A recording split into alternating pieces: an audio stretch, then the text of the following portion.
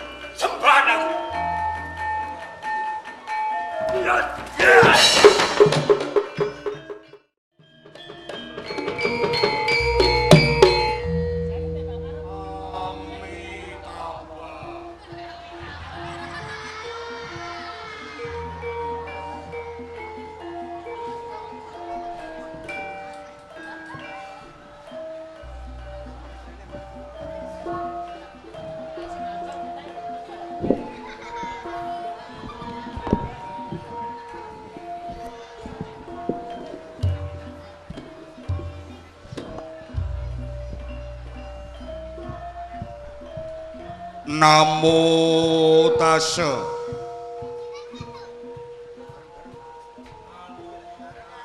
Bhagavato Arahato Sang Hyang Hadibudasa Buddham Saranam Gacami Buddham Saham Saranam Gacami Tatyampi Buddham Saranam Gacami Tatyampi Sangham Saranam Gacami Panati Pata Wiramani Samadhyami Cono-cono Mastotieng Hong swasana linang Pradesta kadung kasila Hong kadung kalabi Sadu sadu sadu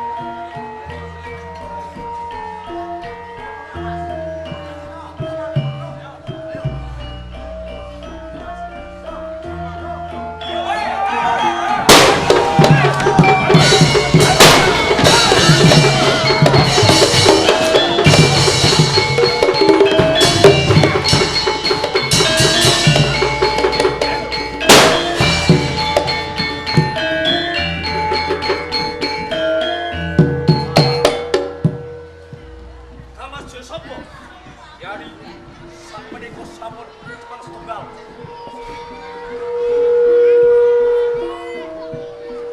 Iki temuga pati mergo kena panah. Tak salah. Yen ngono pawangan iki. Ojo disew, sing mlayu. Ayo.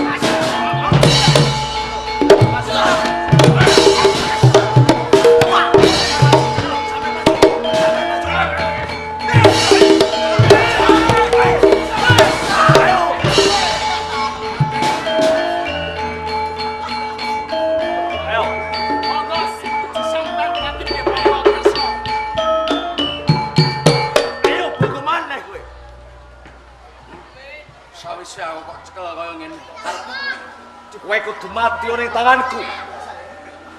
Mati nganggo jalan. Aku mati kudu nganggo cara piye? Kudu kowe gelem tak pateni paman kene. Mergo kowe wis gak segawe kisah ora kerdiri. Yen aku ora gelem, Kowe kudu gelem mati kowe.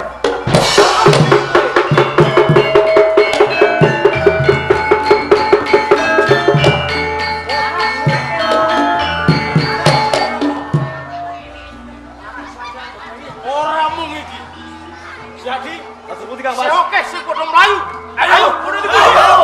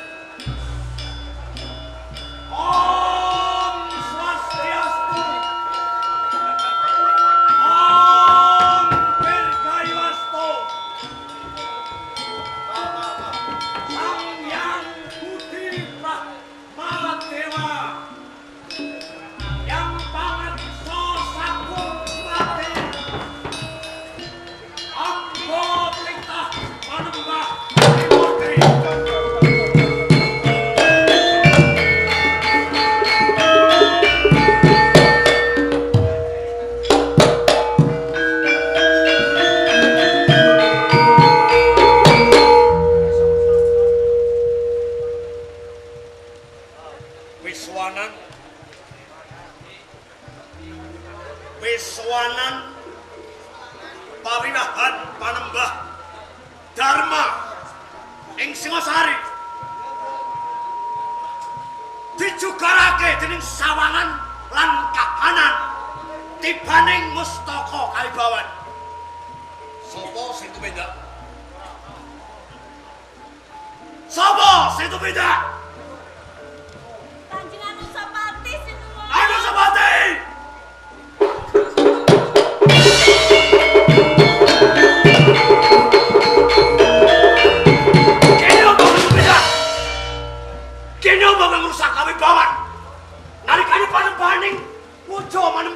ngasani Nyang Widiwaso.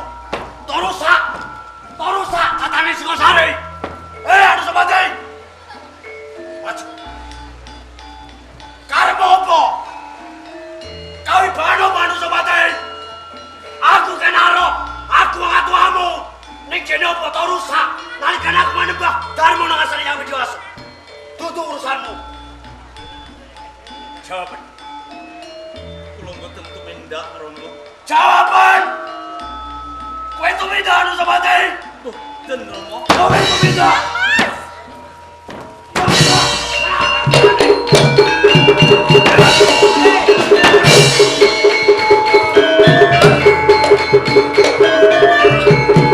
Itu ora pengalaman.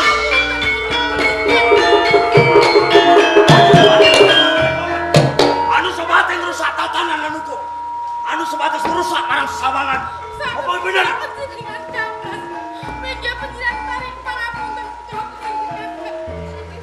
Dedes.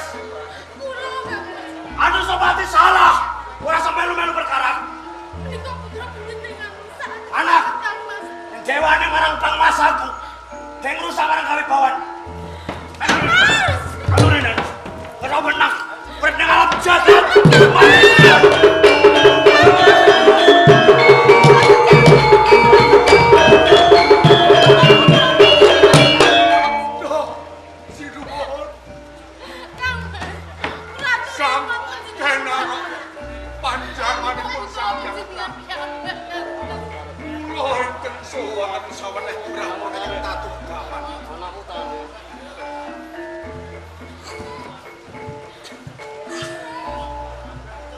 Sang Brahmana Parwayana. Kula ingkang suwan. Kowe teko ning pamujanku. Nalika aku manembah Dharma. Kene apa? Kene apa ngrusak kawibawan? Duh, sinuwun panjenenganipun Sang Hyang Brahma. Kula nyuwun pengayoman. Awit kathahing para brahmana sing ngentaka kenging jemparingipun Sang Dandang Gedung. Duh, Brahmana!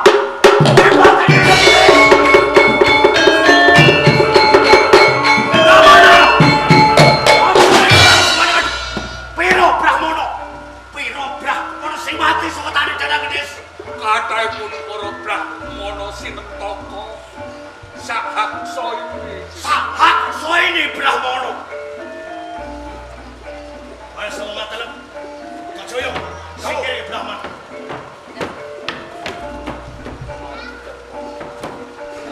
Selamat uripmu brahmana. Kenaro Sriranggara jasa sumpah. Ono pangarbaning Hyang Widiwaso. Sinembah Sang Trimurti. Wiwit dina iki taat dadi perang Singosari iki.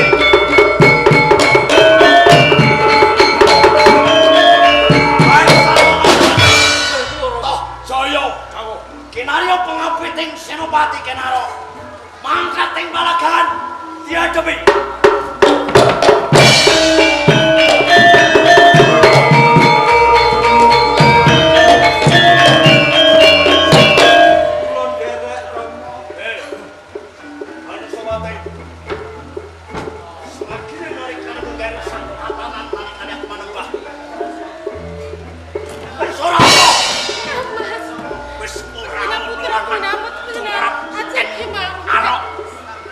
Ana panguwasa tumrap Kenaro. Dedes. Rungokno. Rungokno. Rungokno. Anakmu Toh Jaya. Anakmu Mahesa Wangateleng. Ing sangat iki dadi pangabet. Yen kowe ngerti. Wiwit dina iki Anu Sabati dadi senopati. Sing pantes dadi pekate tukang jalan.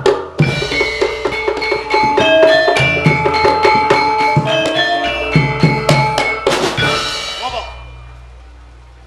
Apa kowe begini? Apa?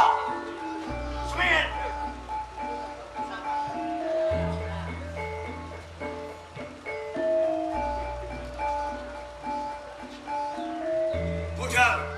sumatera budak.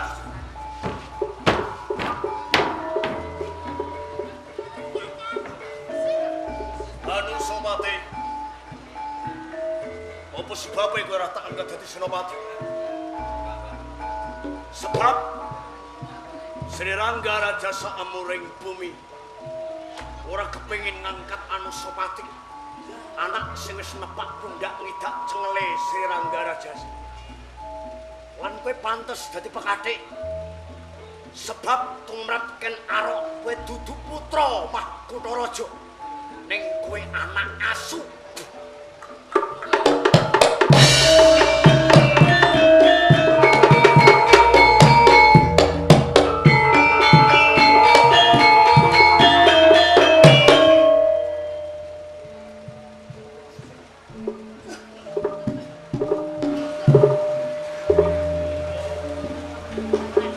Kenapa yen aku padha dadi daksianing kabeh wong ana iki. Selagi ning Kanjeng Rama wae wis ora ngakoni. Sopo sak temene aku? Lan sopo sak temene wong tua? Ibu. Kersa panjenengan bloko kalih kula iki. Supados boten kados dening manah kula. Ingkang saben dintenipun namung dados daksianipun Kanjeng Rama. Ya. Najan to aku wis ora diangkat minangka pengapiting Kanjeng Rama. Nanging bektiku marang Kanjeng Rama bebasan wis ora bisa dipisahke. Yen Kanjeng Rama kae mangkat perang, sak bisa-bisa aku bakal sabil sapa sing dadi musuhing Kanjeng.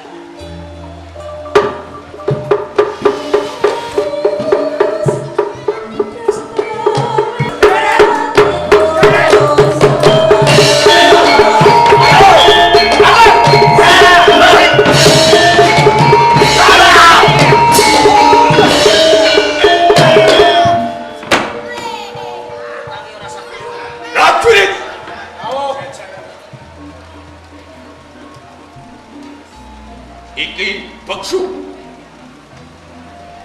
Ngopo nganti kurang ajar?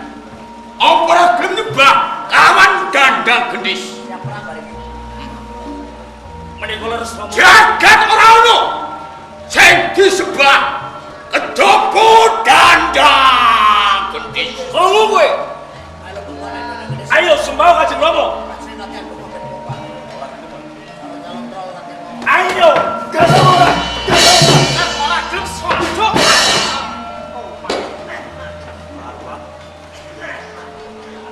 Coba. Kanin. Kata. Ayo. Nyembau laman danda gendis. Ojo nebang ya ada danda gendis. Jagat kira ono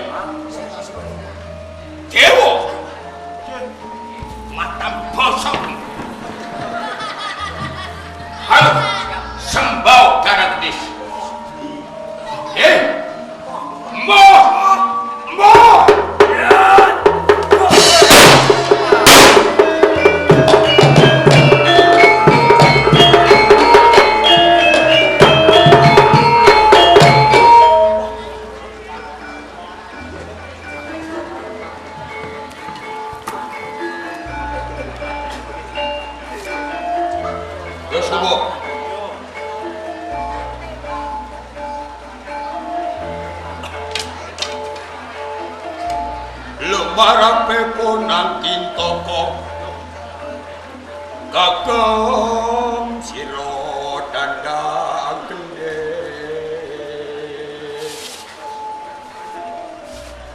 nalendra kang bagus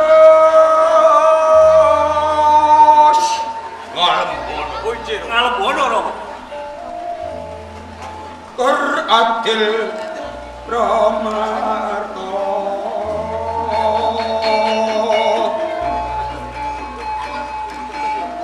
Sinuyutan ing kaulan nipun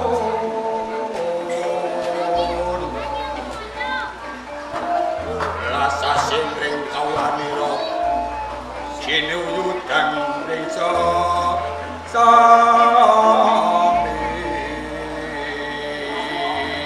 Yen prawira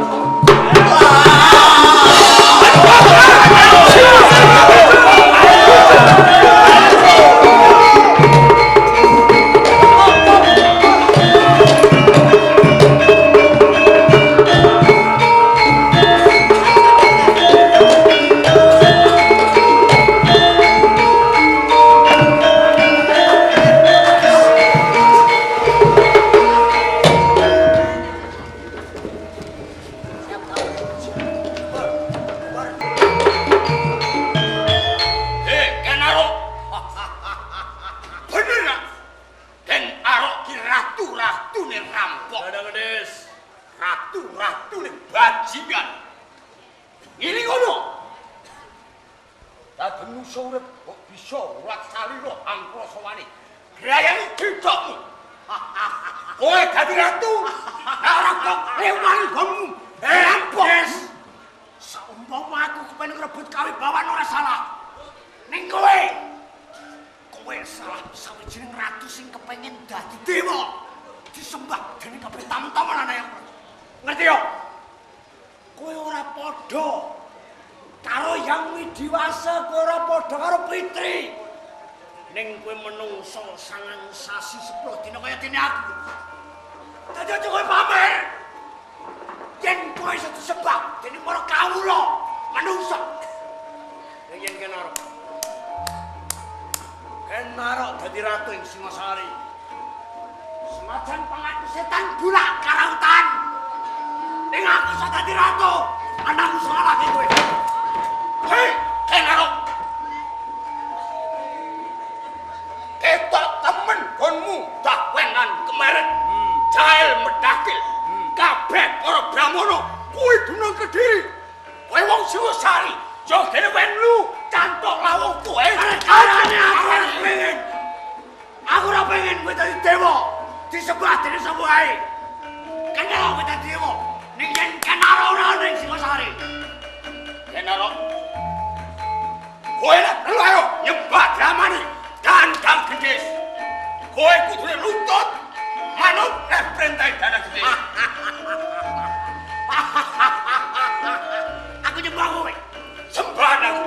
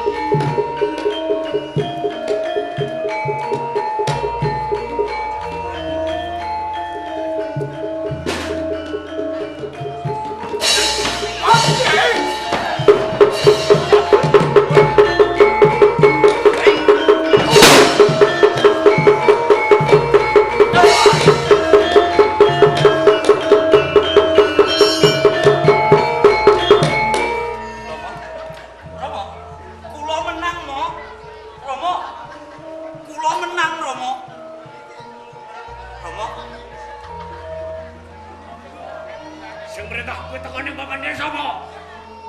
Sapa? Ada sapa tadi? Kenapa ora musuh kalah? Ono tani dene gedhe. Lan ngerti yo. Aku ora perintah dadi pangapit. Nanging Kanjeng Rama sampun katingkes. Aku ngerti yen aku katingkes. Nek ora teges aku kenaro kalah ngadepi perkara. Ora teges aku kenaro ora wani ngadepi yo. Yen ora baca, tangi yo. Tangi yo. Ayo tangi.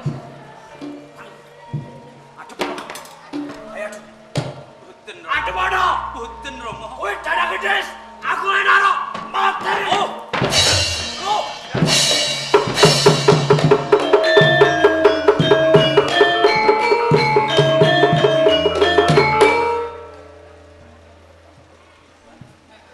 Gedhes.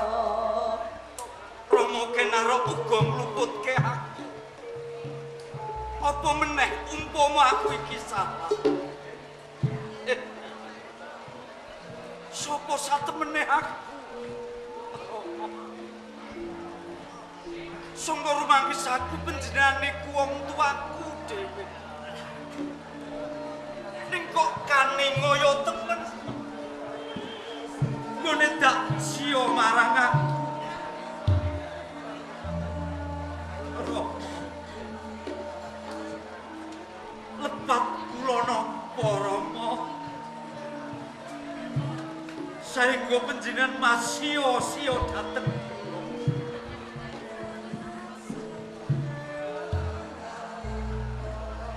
Bebasan wis ora ana arep-arepaning aku urip meneh. Tanpa guna aku urip ana ing jagating sifat.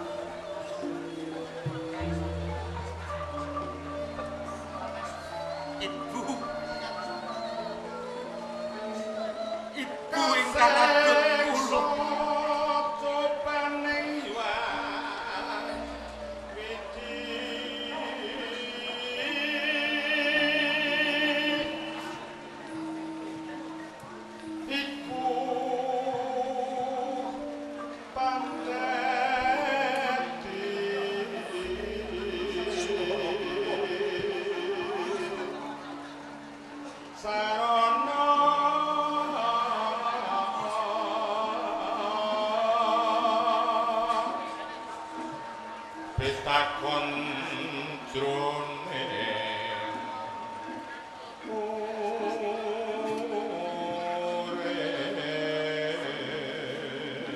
timbangane aku urip kebak ing panelangsa. Kayuan Kedua aku mungkasi uripku ingkang cek men rampung kabeh perkara. ojo gampang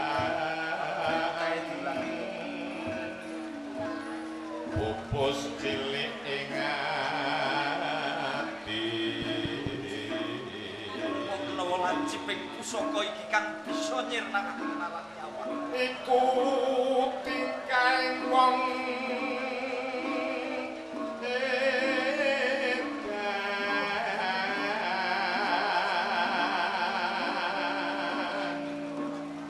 sapa iki kang gegandang kang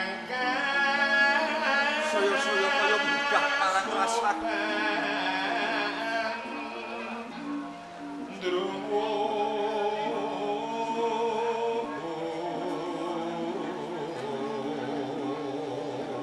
ing sisih kene ora ana pawongan kang sira iku satriya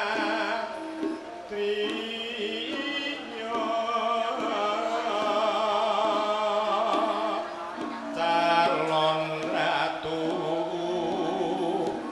ing tanah Jawi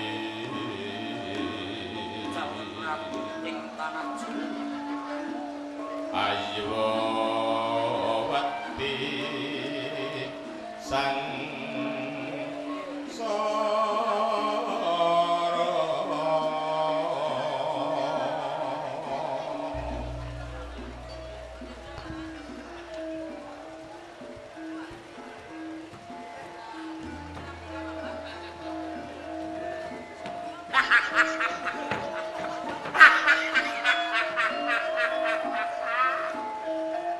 sapa kowe Harmane Wadir Karaste Mafelisiu Kadacana. Harmane Wadir Karaste Mafelisiu Kadacana.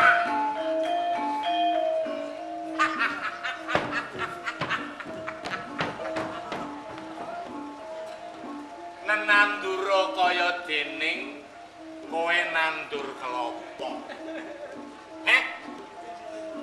Nandur kelapa kuwi sing nandur wis mati. Balunge dadi awu.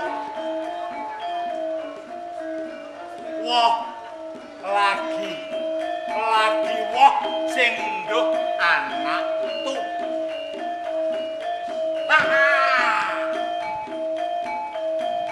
Singasari Sri Rangga Rajasa Amurwabumi ing taun iku Kang Arok jumeneng Narendra ning eling Sopati Nusapati Madusti hati jeh pagre halahalu tembunge wong Singasari kuwi pait madu ning batine mawa racun ingkang sira diracuni ning carane satriya ora kaya wewangson ingkang padha dibutuhake dening para satriya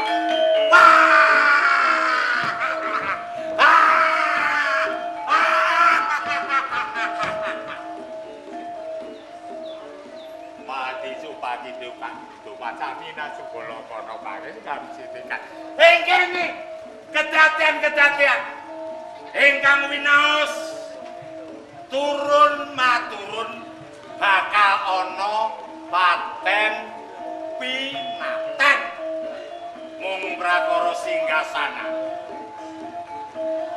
dasare wong Singasari kena walating empu gandring bakal ngombe ludira pitu kalebu kowe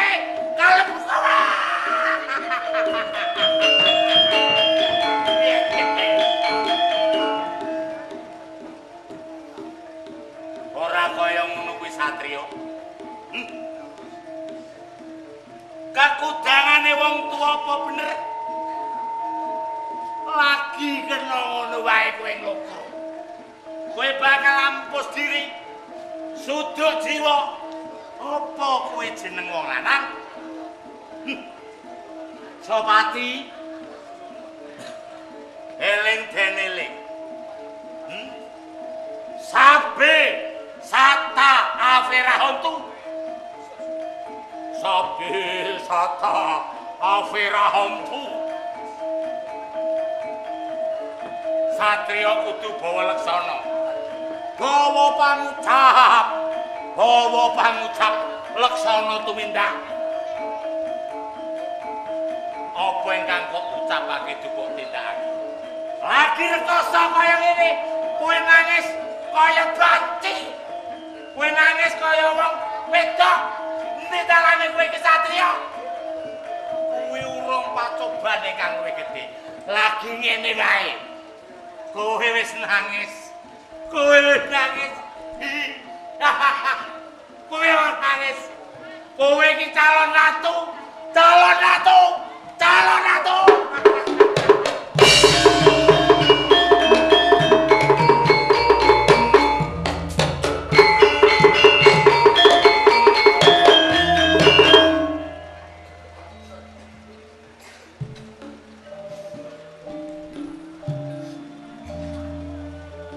Sing mesti aku ra gagas.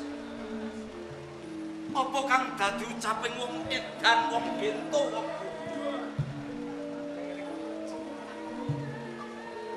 nanging wong bodho wong edan iki mau kok yo weruh jenengku kang pungkasan minangka dadi catatan yen aku calon ratu ana ing tanah Jawa.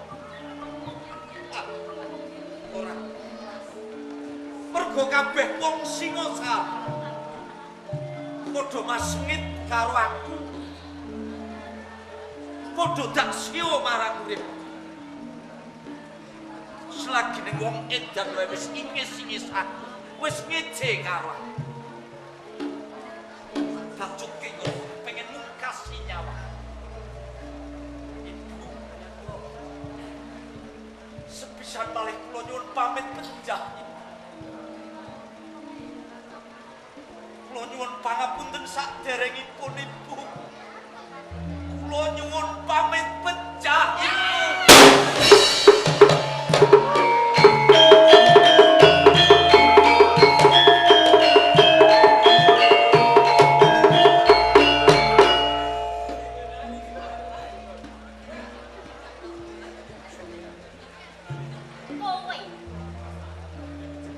Kowe calon ratu ana ing Singosari.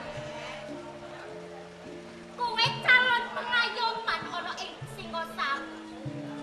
Lan wis kapilih para pininten. Nanging ora ngira. Jebul mung semono kapitayan. Yen to kowe iki satriya sejati. Kudune kowe ora bakal tumindak kang nesta sing kaya mangkono. Kaya dene sing arep kok tindakke ora liya ke bakal lampus diri. Satriya sejati. Yen to kowe iki kasebut satriya sejati ana ing Singosari ora pantes. Lagi wae duweni perkara sethithik wae njur cepet nalan. Ngertenono.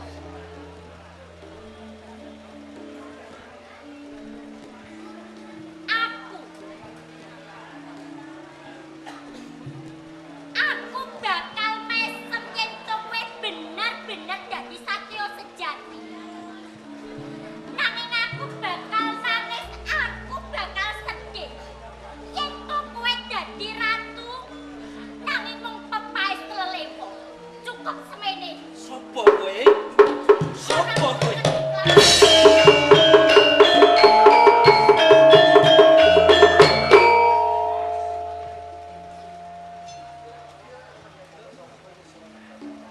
Apa pancen dewa ora ngeparengake yen to aku mati ngayuda.